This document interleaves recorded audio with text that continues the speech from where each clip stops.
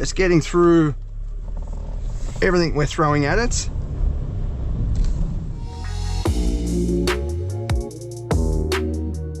Welcome to MG's first ute. It's called the U9. It's based on the same platform as the LDV Terron 9. As you can see, it pretty much looks the same. A few little detail changes, including the headlights, the grille, and some other trimmings. 3 variants on sale in Australia. This is the top spec model, although it is a pre-production version, so there might be some little bits and pieces that might not appear on the production version. One of the biggest attractions, I guess, is this split tailgate, which is only available on the top spec model. That drops down, damp tailgate, but then you've got this split section here that folds out, allowing you to walk up into the cargo area, but also it doubles as a pretty neat seat. So if you're doing some fishing or something like that, you've got a footrest. Whether you use it on a day-to-day basis, I don't know, but if you're unloading, for example, like getting sets of drinks out or something like that, going back and forth, that's going to come in handy. Only problem is, to get it back up, you've got to flip this bit, and then you kind of grab the whole thing, and it's sort of spring-loaded. It's quite heavy as well, and then it will flip up. It'd be better if that was fully electric. The other unique aspect to the U9 over the LDV Terron 9 is a fold-down rear bulkhead section. So there's a winding window as well, so you can drop that down if you want to, but then if you fold down the rear seats, this all folds forward, so you've got extra room. So for example, if you're carrying some skis or something like that, you can feed them through into the cabin, but you have to be aware that the weather is going to get in there as well. Even with the folding seats, you've got a bit of extra versatility there, so if you want to put some bulky item in, you've got a bit more room. The door opening is quite wide, and this is quite a large ute as well compared with most of the rivals. Under the bonnet, you've got the same 2.5 litre turbo diesel 4-cylinder engine as the LDV Terron 9, except this produces 160 kilowatts and 520 newton meters, down from 163 in the Terron, same torque output. And that's connected up to an 8-speed ZF based automatic with full-time four-wheel drive. Interestingly, this is available with a front and rear differential lock. I'm pretty sure the Terron doesn't come with an optional front diff lock, but yeah, in this class, that is quite unique. And then inside, as I said, quite a large vehicle. So you've got a big cabin, huge center console there, cup holders, and then this manly sort of aircraft style gear shifter. And then yeah, plenty of space inside. This has got the full panoramic sunroof as well, which is quite unique for this class. I do like some of the fixtures and fittings in here, like these big toggle switches for the fan speed control. You've got toggle switches for the temperature as well, so you don't have to dive into the screen just to adjust the temperature. You've got multiple charging options, including a wireless pad down there, and some carbon fiber style trim for the armrest. Nice big bucket under there as well. And in the back, decent amount of room as well. This has got the fold down armrest with cup holders. I have seen on the spec sheet that some of the entry models have 2 cup holders, and then the top spec has the 4. So yeah, I think that means that the center armrest in the back of the base spec model or models don't get the cup holders, unfortunately. This example's also got the twin climate vents, so you can adjust where you want to direct the air. And it's also got heated seats for the outer seats and 2 different styles of USB charging port. Now, space back here isn't that impressive, if I'm honest. Plenty of length and width, but my head is getting quite close to the ceiling, mainly because of that sunroof that takes up a bit of room. Now, I'm only short, 170 centimeters. I think if you're a normal height person, you might actually get close to at least touching your hair on the ceiling. Also notice there's no grab handles on the ceiling, you've just got ones on the pillar. I do like having grab handles on the ceiling, so when you're off-roading or so on, and getting in and out, you can grab that handle to help you. Really nice design. You've got this textured plastic, better than that standard elephant skin stuff. JBL sound system on this variant, and it's got electric door latches as well. So you just push the button and the latch will detach. I'm at the official media launch event for this first preview drive. They've got some entertainment and some whip cracking going on in the background. We've got a few different driving exercises, but they're all within this complex, so nothing out on the road, unfortunately. But there's a bit of an off-road course that we're going to do and try out some towing and so on, just give us a bit of a preview. Then I'll try and book one of these in the near future for a full test. So for this first exercise, we're just going to do a bit of a drive around, pretty much on a dirt road as far as I'm aware, and we can sort of get a feel for the comfort and the independent rear suspension, and just sort of, yeah, a bit of a preview of what it's like behind the wheel. Firstly, the visibility is great. I can see over that mirror very easily. There's a bit of a gap there as well. The pillar is not too thick, and the driving position is good, but I'd like to be able to pull out the steering wheel just a little bit more. Obviously you can slide the seat forward and get comfortable, but yeah, just be nice to pull that out just a little bit more, and then I can roll the seat back a bit. I do like the way that the touchscreen is quite low down, so it's not obscuring my view, it's not getting in the way, it's just hidden down below. So these are very, very long, as I said. Turning circle is not the best compared with some competitors, but it's not too bad considering the length. So we've got a digital rear view mirror, and there's no option to flick it back that I can see. A lot of the digital rear view mirrors, you can flick it over to a standard mirror if you're not used to that sort of thing. I mean, I'm not a massive fan of these, but they can help if you've got passengers in the back. You're not just staring at them, you can actually see what's going on behind you. But yeah, it is just a little bit disorienting, the sort of depth of where that camera is positioned. So yeah, over this sort of rough dirt road, obviously the independent suspension helps with comfort. This would be more comfortable than pretty much any live axle option out there.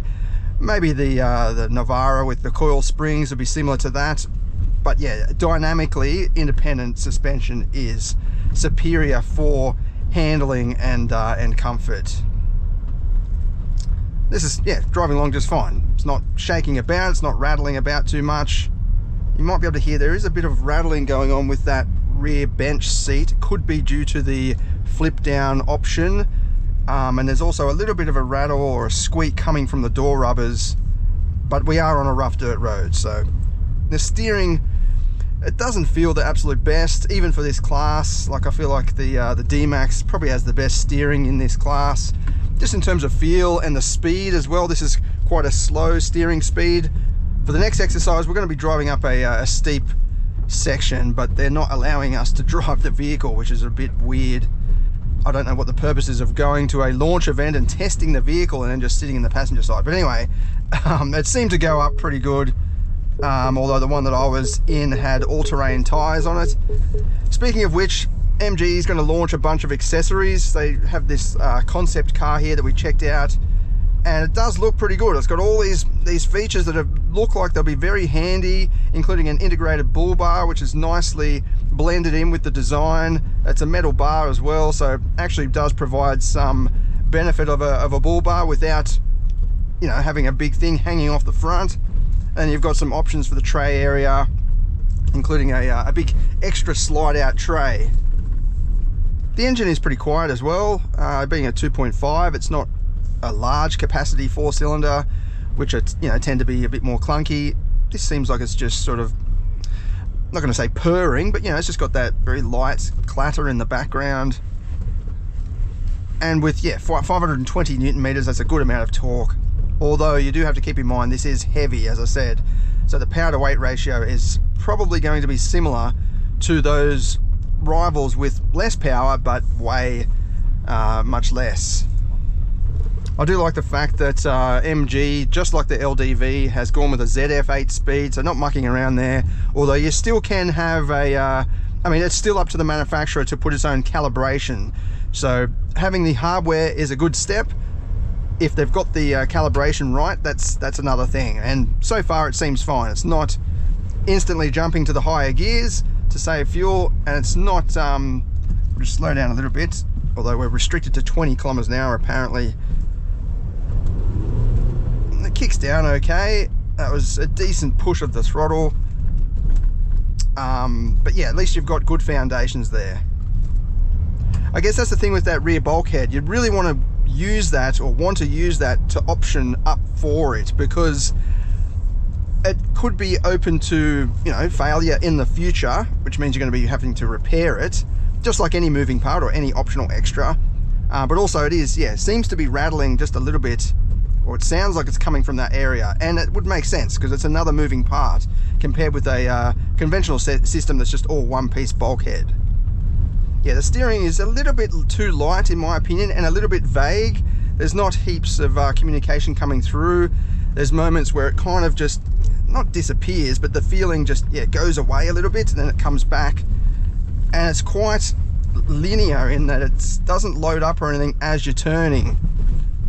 But it is comfortable, you know, it's really easy to drive. It's kind of like an SUV rather than a work truck, I guess, in terms of the steering feeling specifically. So for this exercise, we're going to do a bit of more serious off-roading, bit of a creek crossing type thing, and we'll test out the different drive modes, including the front and rear differential lock. So you've got this off-road expert page, which makes things easier. It just houses everything in there. You've actually got a surround view camera that does go transparent as well once you start driving, so you can see what you're driving over. And here you can select your different drive modes and so on as well. But when we go into low range, you'll get some options for the locking differentials. So this is not too serious, but it's, you know, a typical camping track, I guess. Probably what most owners, or the maximum of what most owners are going to want to take on in their brand new vehicle. So we'll see how it goes. This does have all-terrain tires on it, so these aren't standard with the vehicle, but you can obviously choose your own preference and, you know, get your favorite tires on there if you are doing a lot of this sort of stuff. So this has got 28-degree approach angle, 25-degree departure. It's the approach angle is not the absolute best for this class. Most have around 30 degrees. It's not a big difference, obviously. There's a plastic shroud that hangs down, which could provide some aerodynamic benefit, and then yeah, it's obviously helping with fuel efficiency. Lock the front and rears. So you've got options to lock just the rear or front and rear. Here's some noises clicking underneath. And then with all of that, it would show us on the screen what is enabled. Yep.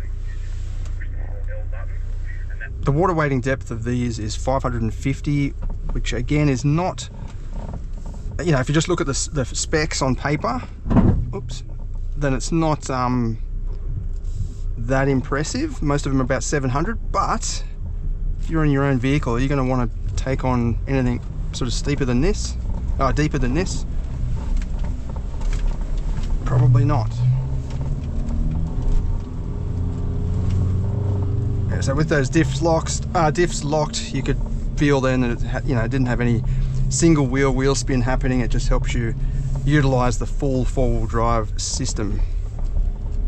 Now to turn the diff, switch off or disengage the diff locks, just hit the no lock function, and you can actually do that while you're on the move, I believe, which is yeah, that's pretty good. If you come across a bit of a boggy section and whoops, need to lock the rear diff, just to help get you through without actually stopping.